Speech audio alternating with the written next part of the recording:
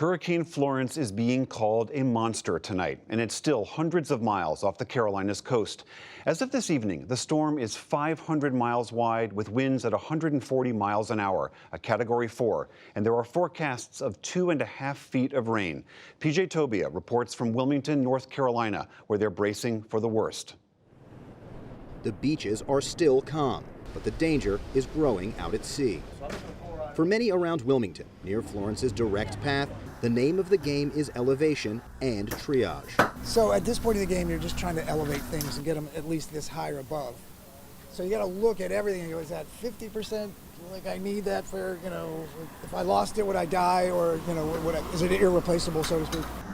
People here are used to storms, but Florence could be the strongest to hit North Carolina since 1954. We've never had a hurricane like this that's come to Wrightsville Beach, and there's been 3s and 2s, but never anything this strong, so we're going to be safe.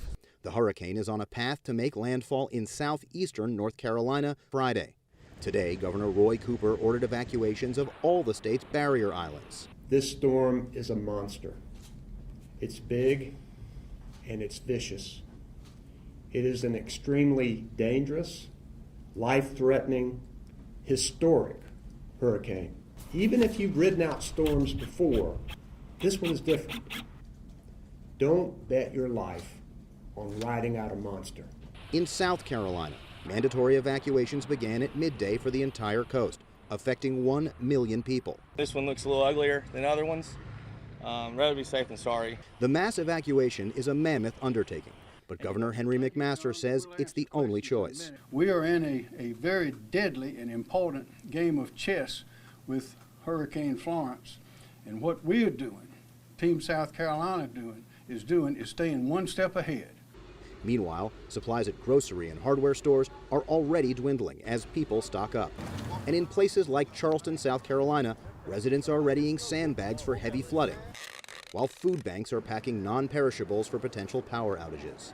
The immense size of Hurricane Florence and up to 30 inches of rain mean the power losses and flooding will be felt over several states. Officials from the Federal Emergency Management Agency warn today the effects will not soon fade away. This storm's going to be a direct hit onto our coast, and I want to set the expectations now that it is going to be a long time and a long-term recovery when we talk about the effects of Florence. So this is not going to be a storm that we recover from in days. It will take us a good amount of time to do the full recovery. President Trump has now declared states of emergency in the Carolinas and Virginia in anticipation of heavy damage and flooding. And PJ Tobia joins me now. PJ, I understand you are now on Wrightsville Beach, North Carolina, about 50, 60 miles from the South Carolina border. That storm is coming in right from behind you, the ocean that we can see there. Can you just give us a sense, how are officials responding? Absolutely. Local officials that we spoke with today are very concerned about the impact of what they say could be a catastrophic storm coming their way. One city manager told us that in 20 years of government service working in communities up and down the Carolina coast, he's never seen a storm of this size or of this strength. And so they're also taking remarkable steps in terms of preparation. A voluntary evacuation order was sent out this weekend. That becomes mandatory tomorrow night at 8 p.m. In the interim, all EMS, police, and fire personnel, as well as their vehicles, are being moved off of this barrier island and to the mainland right over there. That's very unusual. So is the sense that they're getting that the storm surge is just going to be so intense that it's going to scrape that island clean? That's exactly what their worst fears are, yes. And they say after 8 p.m. tomorrow, after that time, once the winds start blowing above 50 miles an hour, you'd better be someplace safe because the police and fire rescue are not going to be able to come help you. How about the people who live there? I know the mandatory evacuation isn't coming yet, but from people you've spoken with, are they going to heed that warning? Are they going to leave? Absolutely. I mean, this is a beach town, right? There's kind of a laid-back vibe. Earlier this morning, there were some surfers in the waves behind me, some cafes, and even bars were open this afternoon. But everyone we spoke with was deadly serious about getting off this island by the curfew tomorrow. We spoke to folks who had lived here for decades, who'd never boarded up their homes before, but said they were worried that this was the big one and they wanted to get a move on. Earlier today, I met an 82-year-old woman who had been through the last Category 4 hurricane to come through here, Hazel, in the 1950s. She told me of destruction like she'd never seen before and that there were boats piled up in her backyard. She was just back here visiting with her daughter for the week. They cut their vacation short. They're headed back to Atlanta. All right, PJ Tobia, thanks so much. Now, let's focus some more on the strength of this storm and the worries over possible flooding from its rainfall. Ken Graham is the director of the National Hurricane Center. I spoke with him a short time ago from the center's headquarters in Miami. Ken Graham, thank you for being here. I know you've recently updated the forecast for this storm. Can you just give our viewers a sense of how massive Hurricane Florence is right now? Well, sometimes we run through those numbers and it's really tough to tell exactly how big. So I think the best way to do that is really coming over here to the satellite and you draw a circle around what we have Hurricane Florence, and you draw kind of an equal circle over the southeastern United States. You can see it covers states. I mean, this is a very large storm and the impact's well outside the center of it. So, you know, we got to be thinking outside this path. We got to be thinking much wider than that when it comes to those impacts. And right now, though, that path as currently projected takes the storm directly into South Carolina. Is that still correct? Yeah, that is still correct. And, you know, if you look at the 2/3 of the time, we expected the center to be within this cone. So some uncertainty once it makes it inland. But at the same time, you know, that's where we got, you know, really making an eye on the hurricane warnings here in the Carolinas from South Carolina up to North Carolina. And that's where we think the highest chances of those hurricane force winds, basically the warning meaning that could occur in the next 36 hours. And what is your sense of the size of the storm surge residents there could be facing? Yeah, that's going to be a significant issue. You know, we have 50% of the fatalities in these tropical systems is the storm surge. So we spend a lot of time talking about the water. So we do have a storm surge warning for portions of South Carolina up through North Carolina. Any one of those areas could see greater than 3 foot of storm surge. But when you really narrow it down, you start looking into the details. You start to surface some of these higher values where it's not just these barrier islands. You get water surfacing over those barrier islands, and it really tracks into these areas. I mean, this is an area that we're particularly concerned with.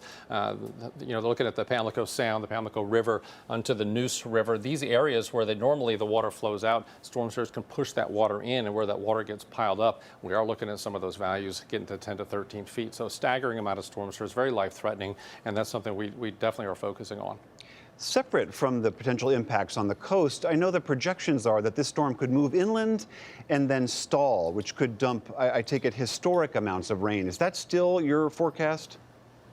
It is, and actually we got a brand new map really just created. We just got this from our Weather Prediction Center. Look at some of these values. If you really take this in, I mean, 20 inches of rain possible in this circle. Even outside of it, 15 to 20 inches of rainfall, not just along the coast. It's really important for everyone to realize not just coastal, but look at this, 10 to 15, even 15 to 20 well inland in Virginia and North Carolina. So this isn't just a coastal issue with the rainfall. You can have high, you know, a lot of rainfall totals, Maryland and Delaware. And if you talk about the terrain in some of these areas, with these rainfall totals with the terrain, dangerous, catastrophic flash flooding potentially in some of these areas. So that's why we spend so much time talking about the rainfall, because the flash flooding could lead to fatalities, and we need to be prepared for that. Is there anything potentially in the forecast that could change whether or not the storm does in fact stall once it's come inland? You know, I think at this point, really what we got to focus on are those impacts, because, you know, there's been a lot of talk about, you know, different sides of the cone and where the system could go. The bottom line is this is a major hurricane. We're talking about incredible winds and a large size. So no matter where we make landfall along the coast here, you're still going to have those impacts, because either way it's going to stall out. So think about that. All the rain, the storm surge, and the other factor here, still a tropical storm over North Carolina, and that's on Saturday. And then by Sunday, still a depression in portions of even in western North Carolina. That means saturated soil with that kind of wind, you're going to knock down a lot of trees and have significant power outages, some lasting quite a long time. I know you've been doing this for a long time. How does this, when you look historically, how does this storm compare as far as impacts on the East Coast? Yeah, we've seen storms like this before, and it is going to be historic. I mean, the impacts are going to be significant, and really what we try to get the word out is not to compare those storms. Every one of them are so different. It's interesting when we start looking at history, somebody might say, well, it didn't happen to me then, and it could this time. So we try not to compare those storms because people start linking that to the category. The bottom line is that's why we spend so much time here at the Hurricane Center talking about the impacts, the rainfall and the storm surge and the wind. So yeah, pretty historic and really looking at a very dangerous, catastrophic situation. So preparedness is absolutely everything. All right, Ken Graham of the National Hurricane Center, thanks very much. You bet. This afternoon, President Trump said the federal government is ready and totally prepared to deal with the hurricane. In his remarks, the president also called the federal response to Hurricane Maria in Puerto Rico, quote, incredibly successful. But the administration's response there has been heavily criticized from many quarters. The Puerto Rican government's official death toll from that storm and its aftermath is now estimated to be as high as nearly 3,000 people. A congressional watchdog said FEMA was overwhelmed by last year's hurricane season and did not deploy enough personnel to Puerto Rico.